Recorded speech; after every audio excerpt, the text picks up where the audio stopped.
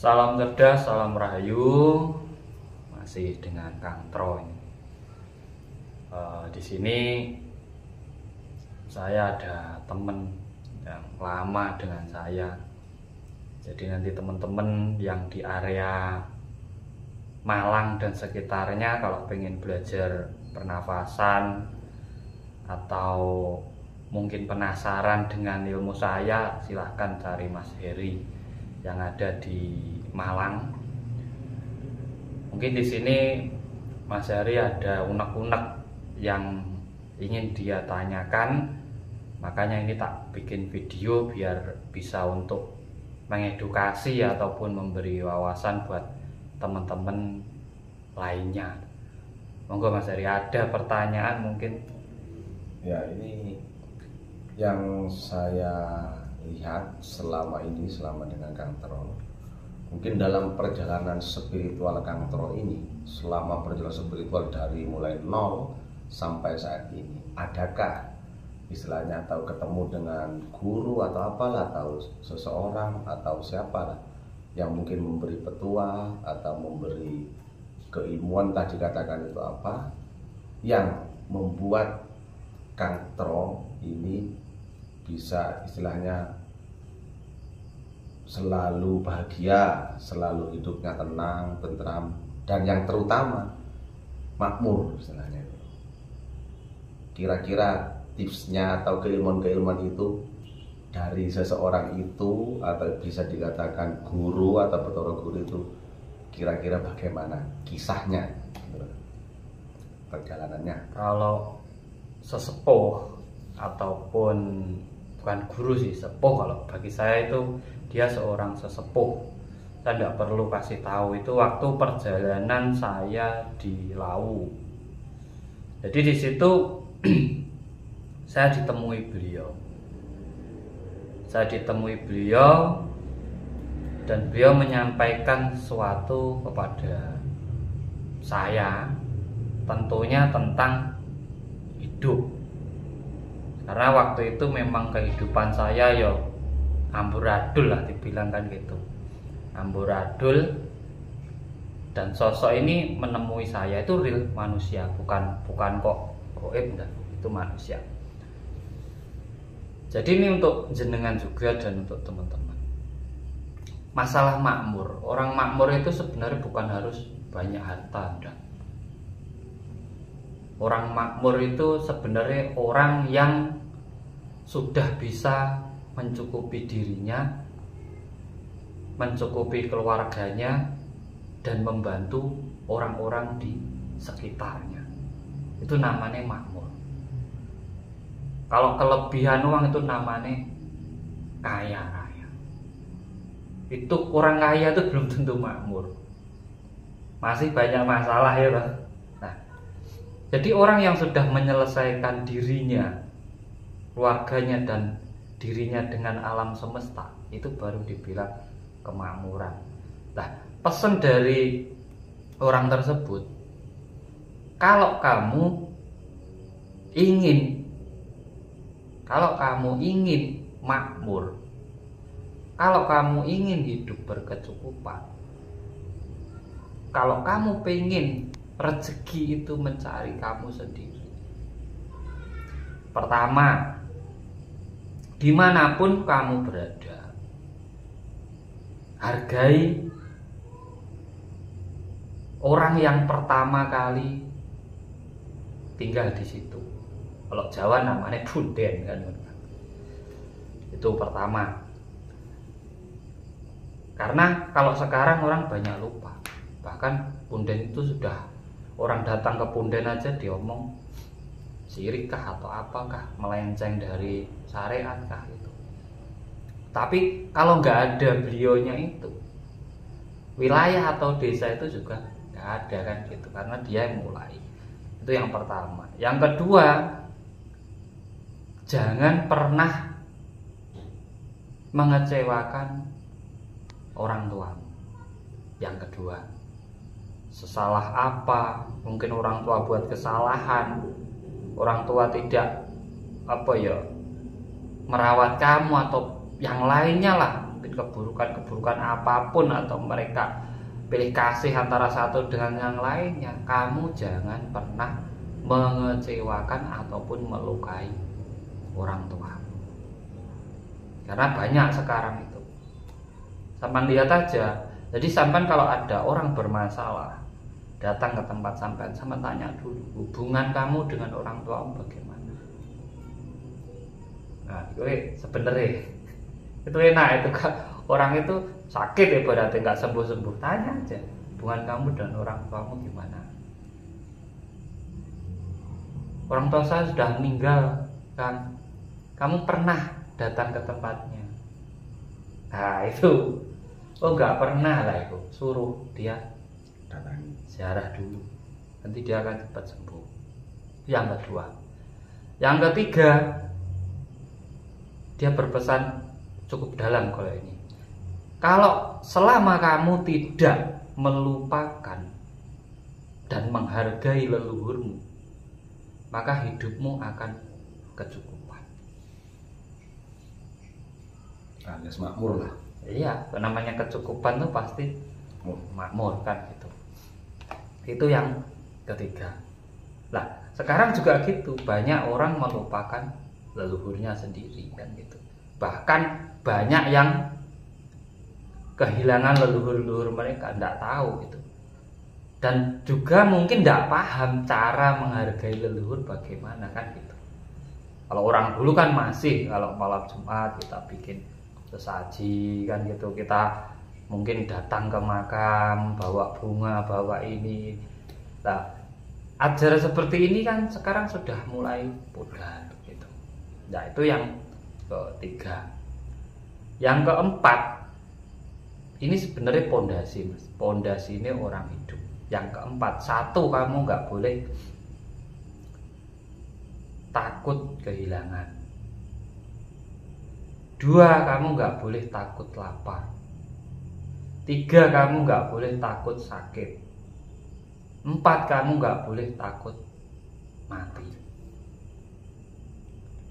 Nah, empat pesan ini dia sampaikan kepada saya. Jadi dia memang benar-benar mengarahkan ke situ. Bahkan pesan ini sebenarnya bukan untuk diri saya pribadi. Kalau teman-teman paham, seharusnya yo bisa memahami gitu. Karena dia bicaranya luas, bukan untuk diri saya sendiri gitu. Dan orang ini tidak perlu saya sebutkan dia siapa, daripada nanti banyak cerita kan gitu. Yang penting intinya itu tadi, hargai orang yang pertama tinggal di kampung tersebut, kampung yang kamu itu. Kedua, orang tua. Tiga, leluhur. Empat, hilangkan atau tekan rasa ketakutan panjenengan. Karena orang hidup itu sebenarnya takut dengan bayangannya sendiri. Contoh, takut kehilangan. Nah, orang dapat pasti kehilangan, ya kan?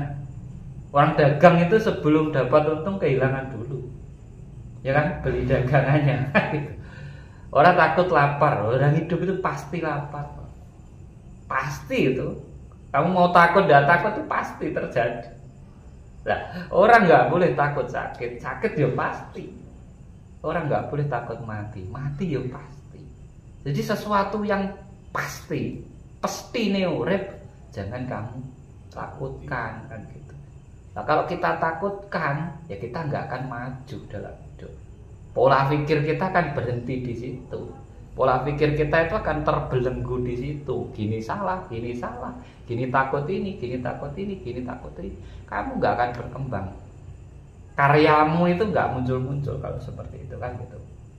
Nah, ini sebenarnya pesan dari seseorang yang di saat saya perjalanan di Gunung Lawu dulu. Karena waktu itu memang saya disuruh meninggalkan Madiun oleh seseorang juga untuk hidup di lereng Lawu. Nah, itu di situ saya hidup selama 6 tahun sampai pindah ke sini ini. Makanya apa yang ada di Lawu saya itu nggak ada apa-apa. Makanya saya ke sini juga nggak bawa apa-apa. Ya hanya kaos satu, ya celana satu gitu aja. Jadi saat kita di suatu tempat tidak menemukan kemakmuran, ya kamu harus pindah. Karena dunia ini kan tidak sejengkal. Kalau kita laki-laki itu di mana kita bisa berkarya, bisa makmur, ya di situ kita tinggal. Kita nggak boleh milih-milih tempat. Nah, tempat itu luas kok, alam itu luas kan gitu. Itu sebenarnya kalau sampai tanya tentang ilmu hidup yang pernah saya dapat dari seseorang, kita anggap sesepuh gitu aja, nggak perlu tahu, itu seperti itu. Itu bukan saya loh yang ngomong, itu memang dulu pernah saya dapat pesan itu di saat hidup saya lagi titik rendah, utang banyak, makan sehari sekali, untuk bayar sekolah aja nggak ada, bayar kontrakannya nggak ada dulu. Itu memang nol hidup saya. Ya, itu di situ ada pesan seperti itu. Jadi mungkin ini di saat didengarkan teman-teman bisa membangun motivasi teman-teman. Banyak orang yang sukses itu berawal dari penderitaan ataupun kegagalan. Jadi di saat sampai gagal, sampai berada di titik nol, di titik terendah, jadi di situ seharusnya pola pikir sampean bangkit.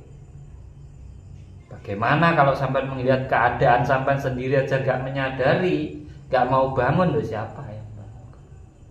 Sampai mau nunggu siapa? Mau minta bantuan siapa kan gitu. Makanya sampai sekarang saya siap malam Jumat bikin saji kan.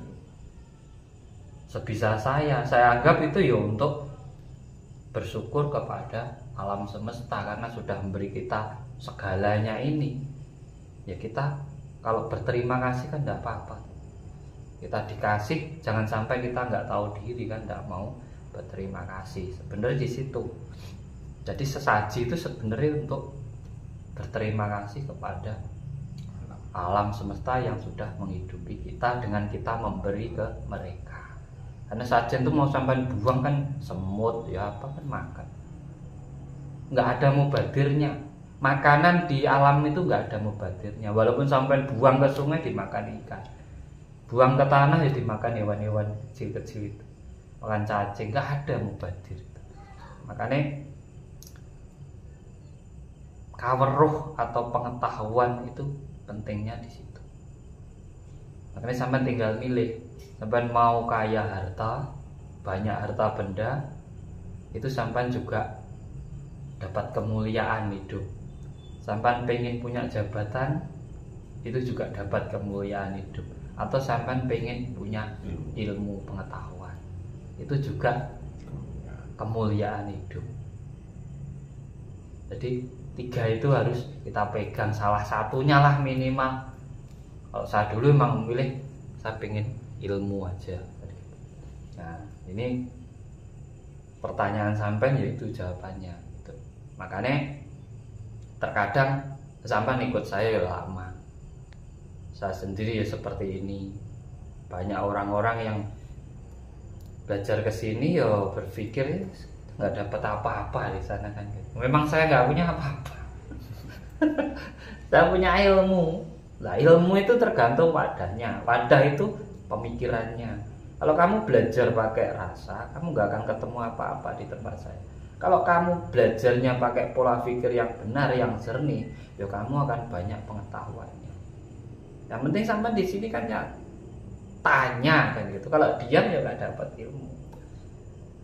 Karena sampean itu sering tanya aja sama saya, sampean banyak sendiri ilmunya. Karena apa? Mau bertanya. Nah, kalau nggak tanya kan saya nggak tahu kemauan sampean apa kan gitu. Makanya dari olah pernafasan, terus teknik-teknik yang saya ajarkan ke jenengan. Nanti kalau teman-teman yang khususnya area Malang sekitarnya kok pengen belajar sama sampean, sampean terima.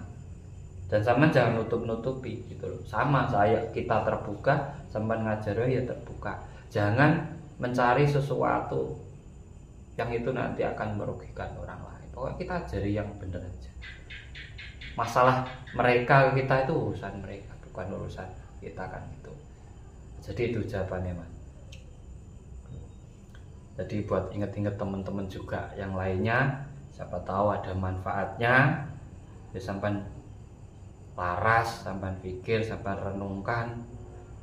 Setelah itu sampai tentukan apa yang harus sampai lakukan agar hidup sampean makmur. Doa saya buat panjenengan dan teman-teman yang menyaksikan ini, tambah sehat, tambah berkarya, tambah makmur, tambah berlimpah, diberi perlindungan dan kemuliaan dari Tuhan dan alam semesta. Matur suwun Mas Heri. Buat teman-teman semua, jangan lupa kalau ingin belajar ataupun sampai cari galih kantil ke tempatnya Mas Heri juga ada, tidak perlu ke tempat saya.